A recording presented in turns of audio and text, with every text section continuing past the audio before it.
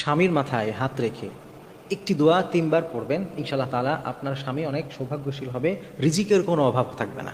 যদি স্বামীর মাথায় যদি স্ত্রীরা এটা দোয়াটা পড়ে হাত বুলাতে পারে। হাদিসের মধ্যে চমৎকার এই দোয়াটা এসছে, যেটি নবী সাল্লাল্লাহু আলাইহি ওয়াসাল্লাম একজন সাহাবীকে শিখিয়েছিলেন। তো একজন স্ত্রী যদি মনে করে যে তার স্বামী অনেক দরিদ্র, তার অভাব দূর হয়ে যাক, ওই স্ত্রীও চাইলে এই আমলটা করতে পারে, এমনকি স্বামীও নিজে নিজে করতে পারে। প্রত্যেকে এই আমল করতে পারেন যদি আপনি অভাবী থাকেন। যদি আপনার অনেক অভাব থাকে, এই আমল করলে ইনশাআল্লাহ তাআলা আল্লাহ অভাব দূর করবেন। দোয়াটি হচ্ছে আস্তাউদিউল্লাহ দীনাক।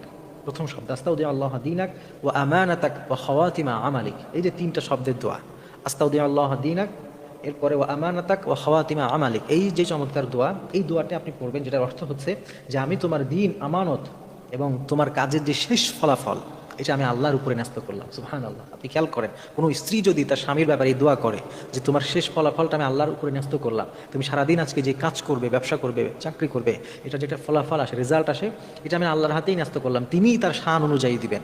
এই দোয়া যদি কেউ কাউকে করে আর আল্লাহ যদি তার শান অনুযায়ী দেয়, আপনি বলেন দেখি তার কি আর দারিদ্রতা থাকবে? থাকবে না। এই জন্য বেশি বেশি এই আমলটা করা, বেশি বেশি স্ত্রী স্বামীর জন্য আমল করবে, স্বামী স্ত্রীর জন্য, বাবা মা সন্তানের জন্য এই দোয়া যদি পড়ে, তাহলে ইনশাআল্লাহ তাআলা তার শেষ ফলাফলটা ভালো হবে। অনেক সময় বলে না একটা কথা, যে শেষ ভালো যা সব ভালো তা।